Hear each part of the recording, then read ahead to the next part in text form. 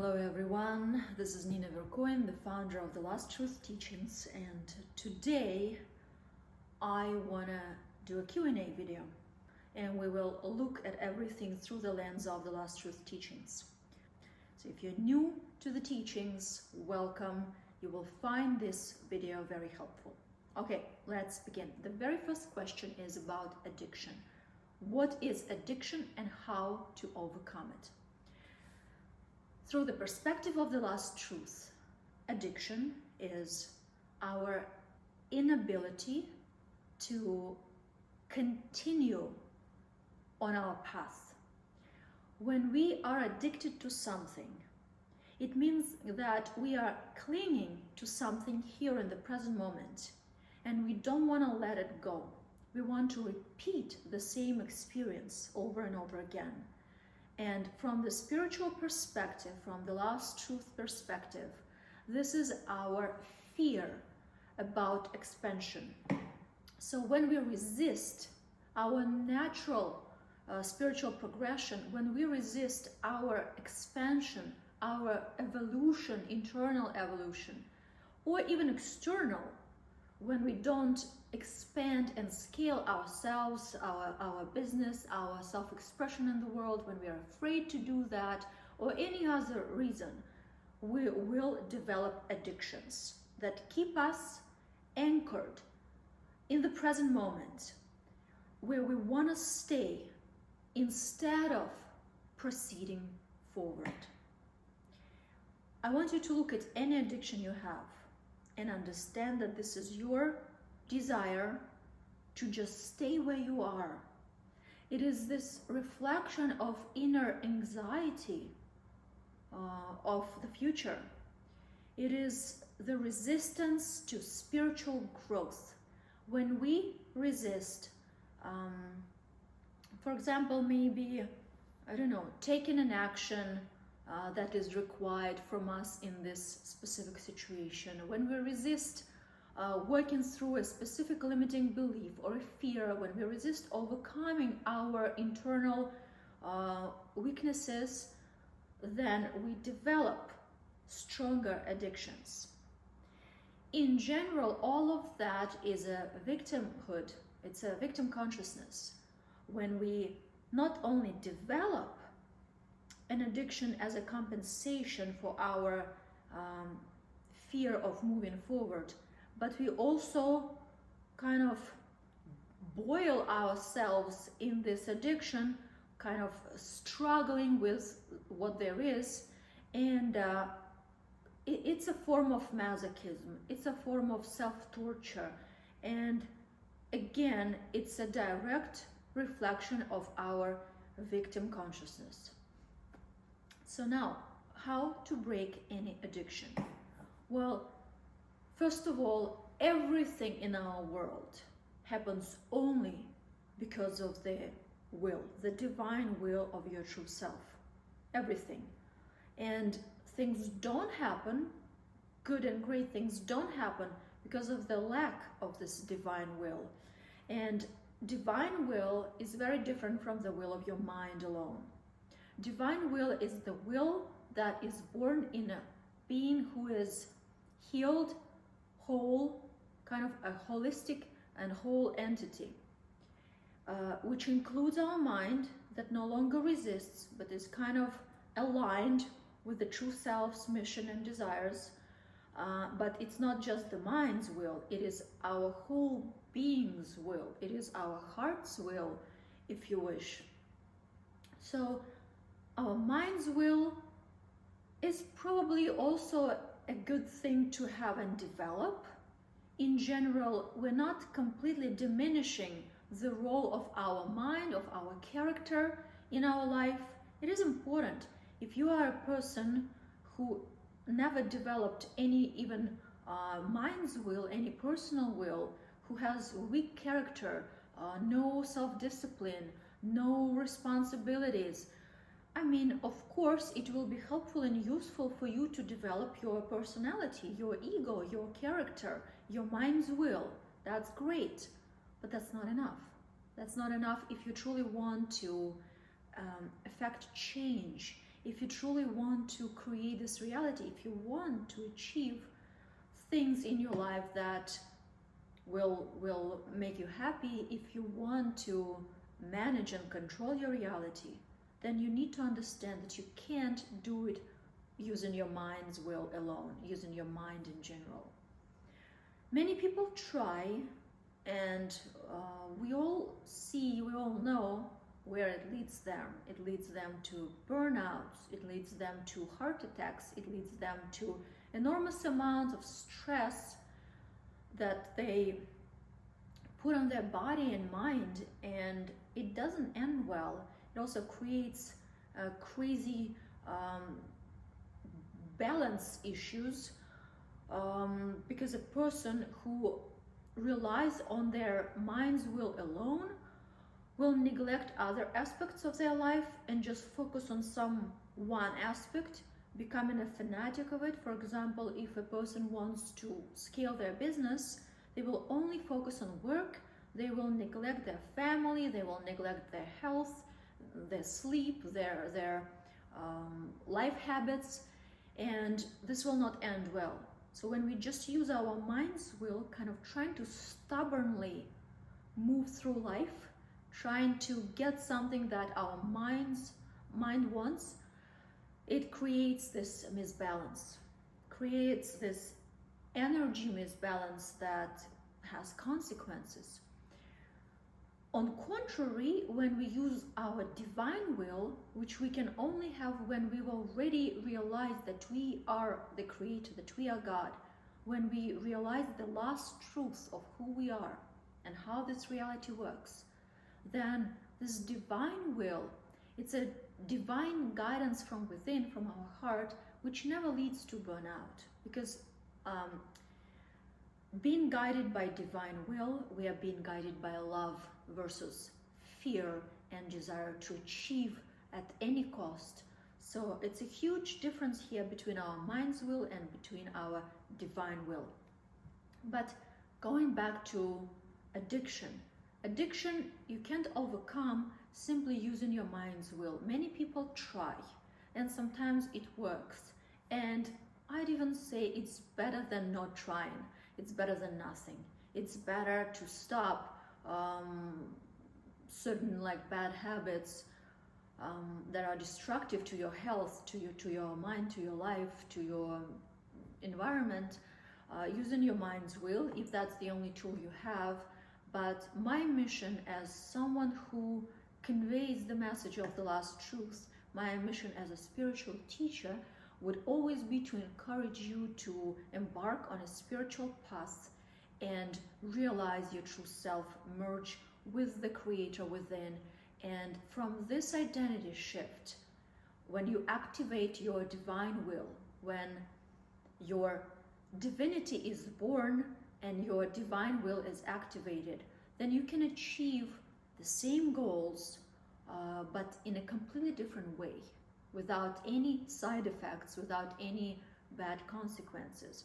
So if the last truth teachings are already here, you've already created it as a possibility, as an opportunity on your path, then there's nothing to discuss here than use that as a tool to overcome addiction. The mind that is healed by the truth of who we are doesn't have addictions, doesn't have these destructive impulses. Because again, every addiction is a subtle form of self-destruction, and self-destruction can only come from the being who doesn't know who he truly is. When there's lack of love to yourself, to life, then we're gonna start having these destructive impulses towards ourselves, aka addictions, towards others, aka aggression, abusive behavior, and all sorts of conflict creation. So if you are one with God, with everything and everyone there is in your perception, if you realized yourself as the creator, you will not have these destructive impulses, and you will not need some way to lessen them and deal with them. And that's what addictions are, our way of dealing with this urge to self-destruct. And again, what I said in the beginning of answering this question, this tendency for self-destruction directly correlates with our fear of moving forward, of going towards the future, progressing on our path. When we resist our natural evolutionary path, what is it if not self-destruction? It's like trying to make yourself stand in one place and not move while the this metaphor comes to mind. In subways, we have these escalators, or we have these belts in airports, right, where the luggage is running on. So in my vision now, a person who has addictions, who has these self-destruction tendencies, they're like someone who whose life keeps moving. Evolutionary, we are all being pushed to the future, but this person just holds himself to like a specific place and doesn't want to move, doesn't want to go. It's like a suitcase that's stuck on the belt, and it creates chaos, it creates destruction. All other suitcases start like falling on top of it, and the whole process, the whole movement is hindered. And this is what we're doing to ourselves when we develop addiction as a way to not go further, to not progress on our spiritual path, to not deal with what we need to deal with internally, in order to not realize and become aware of what we need to become aware of in order to heal. It is our stubbornness, it is our stuckness in certain, I don't know, resentment, anger, whatever it is, something that we don't want to look at truly, through the eyes of truth, through the eyes of love. We're not looking at it. We prefer to close ourselves up in this bubble of ours and not move and not go anywhere and just get stuck here in the present moment. That's already not a present moment, it's already a past. So when we try to stay in the past versus moving towards the future, which is a natural kind of event, it's a natural process, that's when addictions will blossom. To overcome addiction using your mind's will is not enough, even though it's better than nothing. But when we incorporate the last truth, then that's when true healing happens. That's when true healing happens. Okay, let's go to the next question. What is astrology? Is everything predetermined? How do I overcome a specific thing that I can see in my natal chart? Does it affect us? Our natal charts, do they affect us or not? And what can we do about it? So, what is astrology through the perspective of the last truth teachings? Just like everything else in this world, astrology is a system we as humanity created to explain to ourselves how this world works. This is our attempt to structurize, to structure chaos of not knowing things. So when we are in this limbo, when we don't know how things work, what's going to happen in our lives, we are looking for ways to predict it, which gives us more safety, which eliminates our or lessens our anxiety. So, and in general, it is our kind of goal and mission as the creator to structure chaos. Structuring chaos, making order from chaos. And this is what all these descriptive systems like astrology, numerology, human design, whatever they are, these are all descriptive systems of who we are, what's going to happen, how this world works. This is a system. This is our attempt to make order from chaos. Now, what astrology will reflect always is our self-identification. Now, what astrology will reflect is everything else in this world, which is our reflection, our continuation. It will reflect our self-identification. So if we are residing on the level of perception of an individual, of a separate being, separate from the source, separate from God, separate from other people, separate from external world, thus living in fear and anxiety and separation, then astrology and all astrological predictions will just simply reflect back to us what we believe about ourselves. Any prediction system, any intermediary or tool or technique or method will always simply reflect who we believe ourselves to be.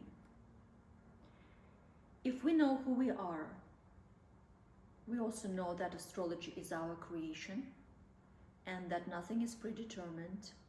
And more than that, when we know who we are and we are free to create freely, then astrological predictions that we bump into will always reflect this level of freedom, empowerment. They will be positive predictions most of the time. Because again, what's inside is outside. The astrologists that we will go to will tell us exactly what we know about ourselves already. They will simply reflect back to us our ability to overcome victim consciousness. They will reflect back to us our own strength in knowing who we are. So these predictions will be great. But when we don't know who we are, then the reflection on the outside will be not so positive. Astrological forecasts and predictions and our natal charts, and most importantly, the interpreters of those charts, because they're all different. There's no one natal chart, even though it seems to be this way, but there are different people who interpret it through their own mind, which is still your reflection. There is different things that you and your mind will get from the reading, and it's always different. So one same natal chart will tell you completely different story and scenario. Depends on who tells you that, what state you're in now. Your mind, your consciousness will grasp on just specific aspects of this reading, and you will not even hear the rest. So every single day, because you are different, you'll get a completely different feedback from the outside, which is your reflection. You will get a completely different image in the mirror, so to speak. It will be reflected back to you what you have inside in this particular moment. Most people don't know who they are. Most people haven't activated their power as the creator yet. And the predictions and the reflections from the outside for those people will be simply their fears reflected back or their wishes reflected back, but not the truth. So I would say, if you are not anchored in the truth of who you are, if you're not fully merged with your true self, with your God self, then I would probably avoid going to any astrologist, just because you never know what exact thing is going to be reflected back to you in this moment, and it will reinforce your own belief in such things. So it will just simply solidify the so-called karma that you are creating by getting this feedback from the outside, which is like a feedback loop.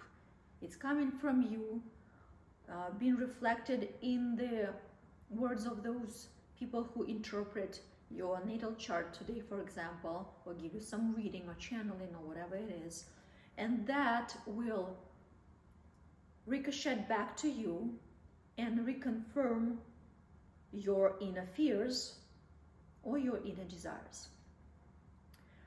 So if you are not this autonomous being who knows his power as the creator of this reality and will not just be easily swayed by somebody's words, if you are that anchored in the truth of who you are, then you can go to any astrologist or any channeler.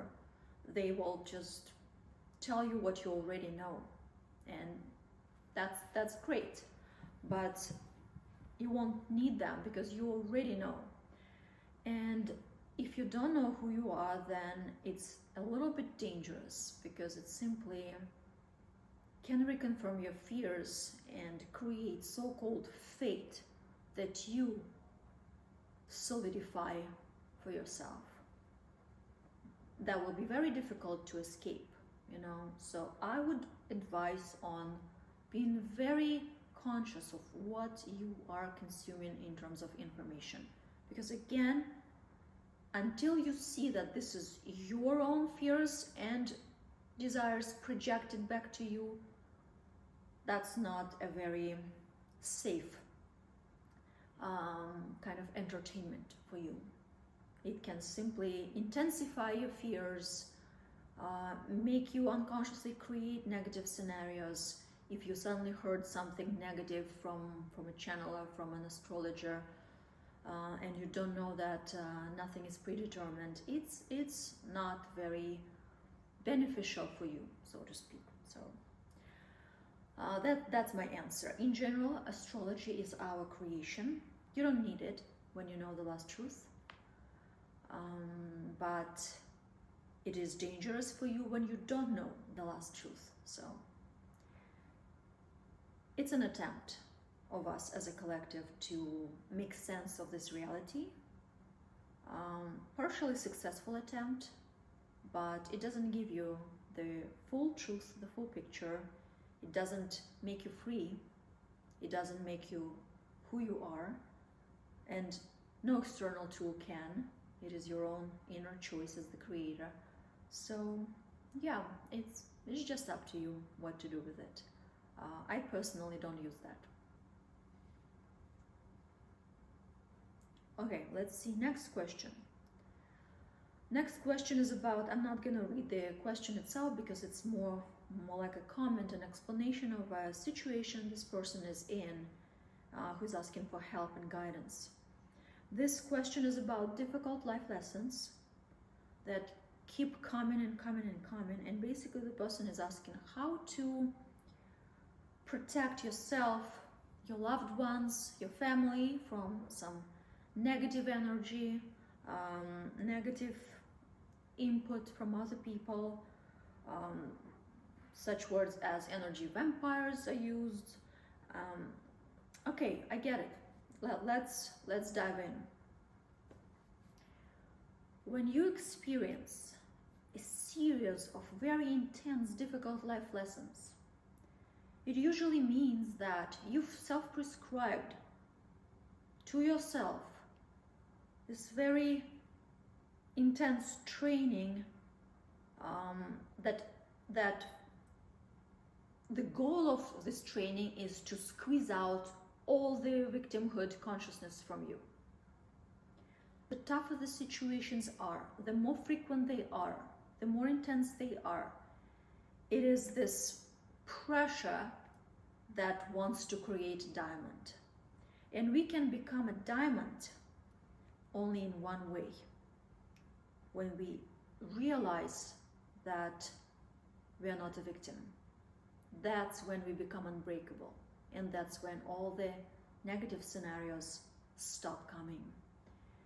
If you're experiencing these intense series of difficult life lessons, difficult negative life scenarios, and you're like at the point of breaking. That's exactly what you've self-prescribed for yourself with this reason, to become unbreakable, to see the truth beyond the illusion, to rise from this inclination of ours to become desperate, to become angry, to become sad, to become negative.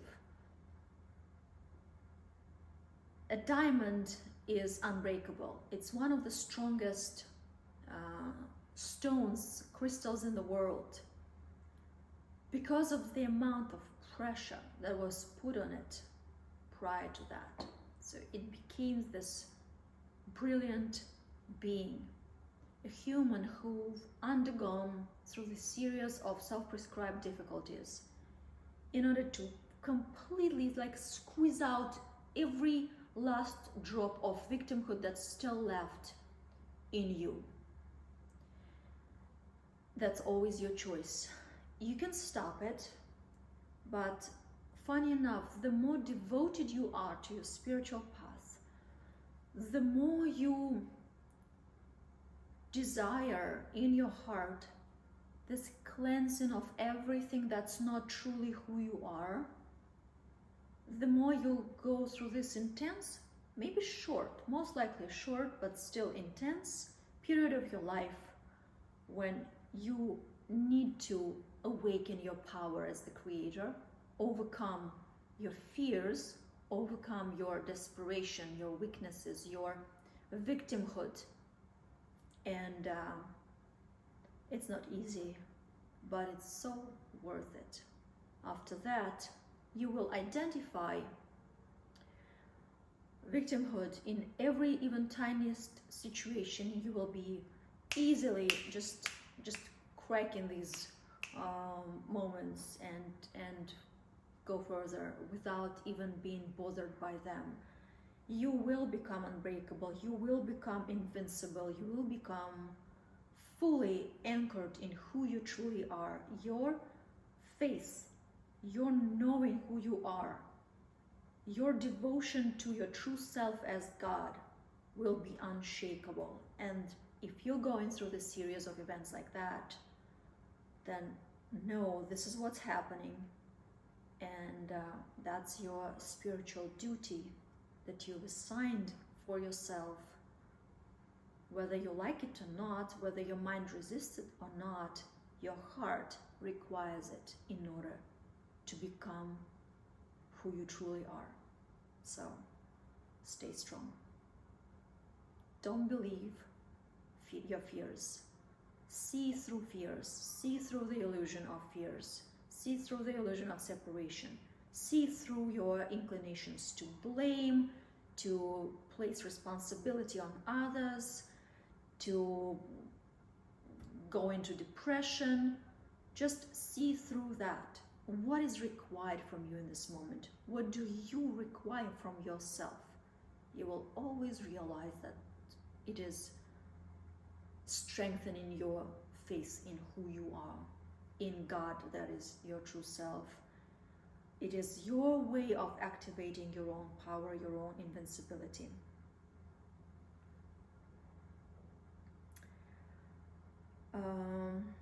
Next question.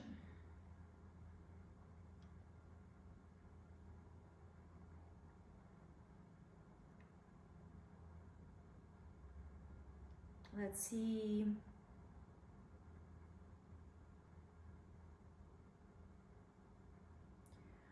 Reincarnation.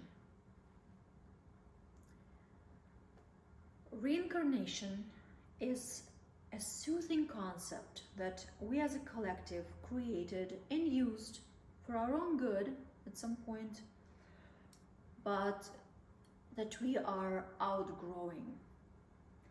Reincarnation is only possible when we see the world through the eyes of duality.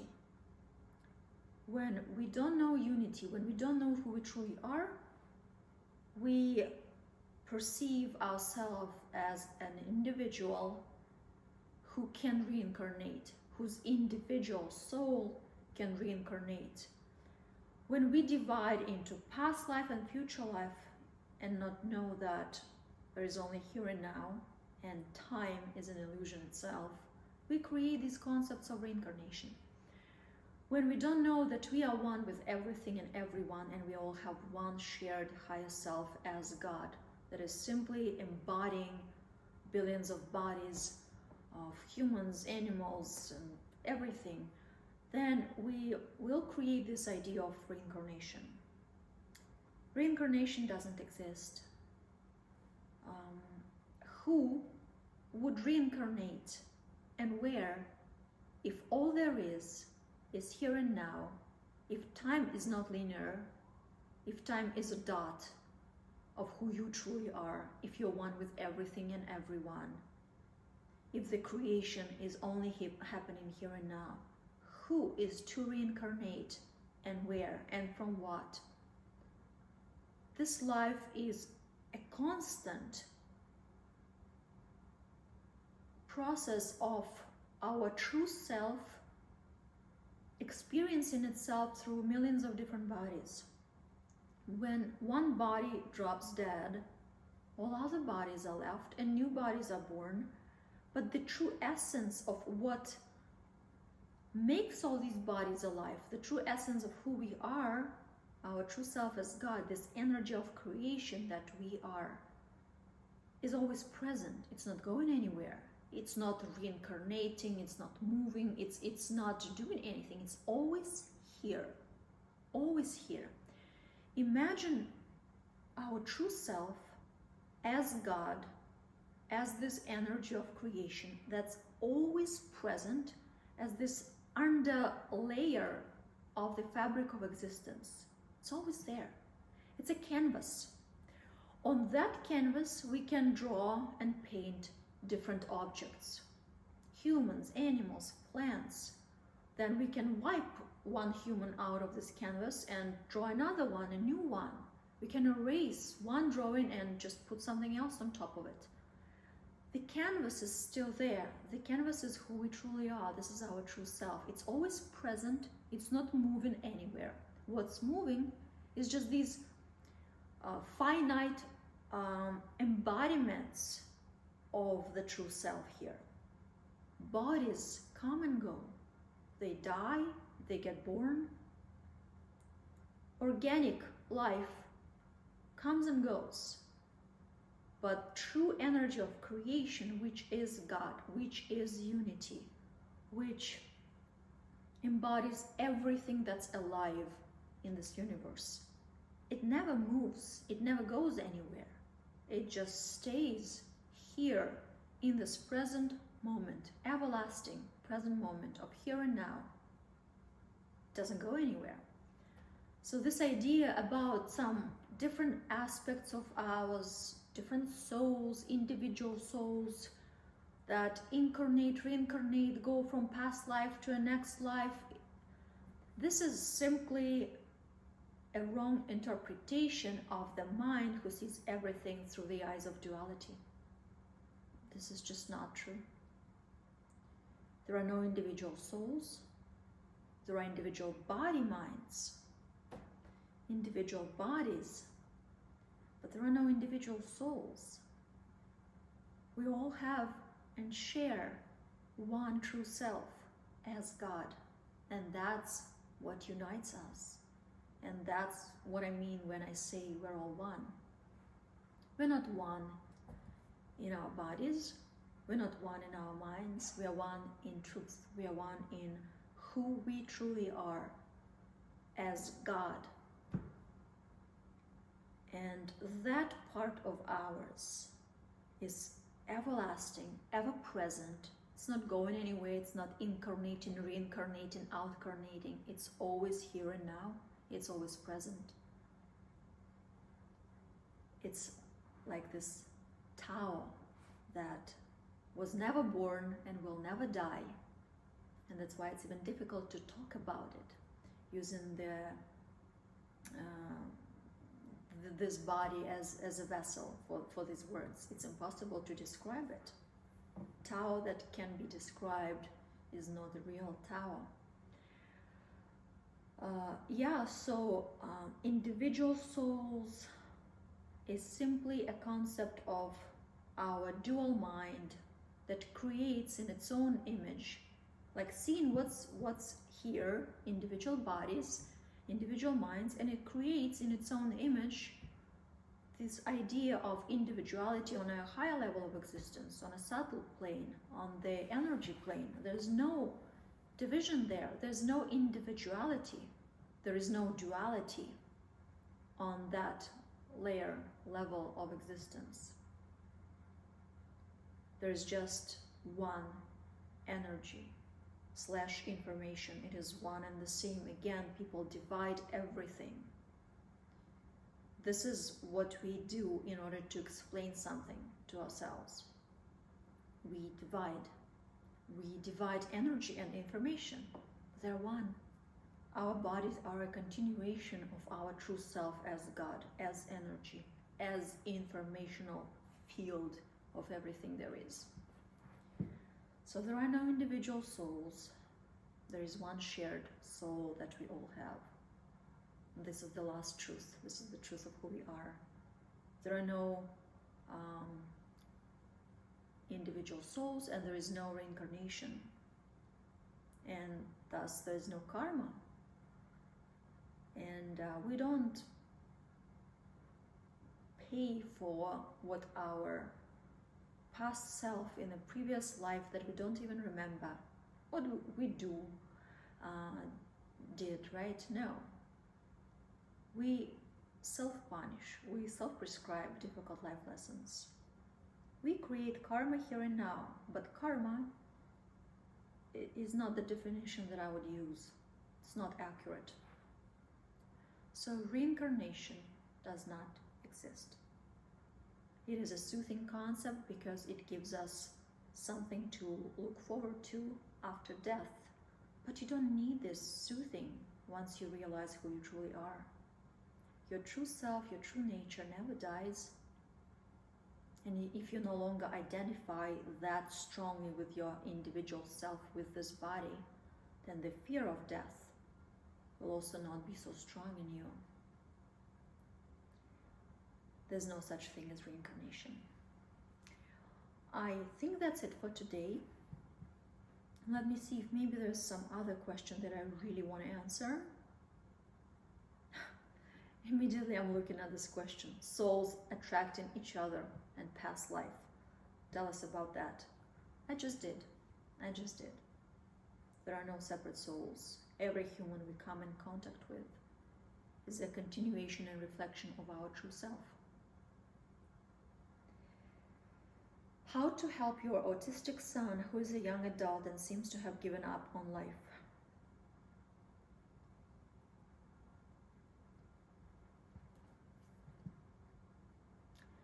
And that's the problem, that's what it seems to you. What we perceive, we create. The process of perception is the process of creation. When something seems to us, this is a reflection of the choice we are making of what to create in our reality as our life scenario. Make yourself see that with every single day, your son is getting better and better, stronger and stronger. You don't doubt him, and you don't doubt yourself in your perception. You don't doubt your own vision of him as a healthy, strong, happy young adult.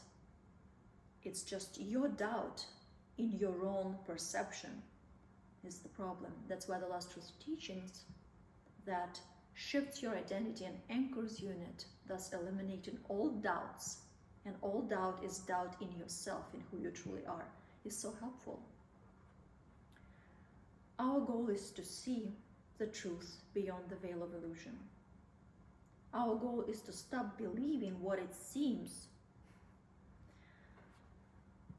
Do not believe what it seems. If it seems to you that he's given up on life, this is not true. That's your illusionary, distorted perception that creates the reality that then you experience. Change your perception. I'm not talking about visualization. It's not going to work. I'm not talking about affirmations. I'm not talking about positive thinking. I'm talking about knowing yourself as the creator of every experience and everything there is. Having no doubts in your vision, in your perception, knowing that the process of perception is the process of creation. When you create from this place of knowing 100% who you truly are, your vision is strong, your divine will united with the will of God, when you become one with it, your divine will is strong, and you're going to create a beautiful, harmonious reality without struggle, without creating these difficult life scenarios that generate suffering in you and then reconfirm to you that you exist in this victim consciousness. If it seems to you that he's given up on life, look differently. Look differently. And you will see the change in front of your eyes. Every day, choose to not believe in the illusion of him giving up on life. Every day you see health, where your fearful mind would see a decline in health. Every day you choose to see and perceive him and thus create him as the one who is getting better with each moment, getting stronger, getting happier, getting healthier. You trust, you know, you don't even trust, you know that that's what's happening. If you're persistent and strong enough in your vision, you'll see the results very quickly. Don't let the illusion and the fear, which is an illusion, distract you from creating what needs to be created. That's it for today. Thank you for watching.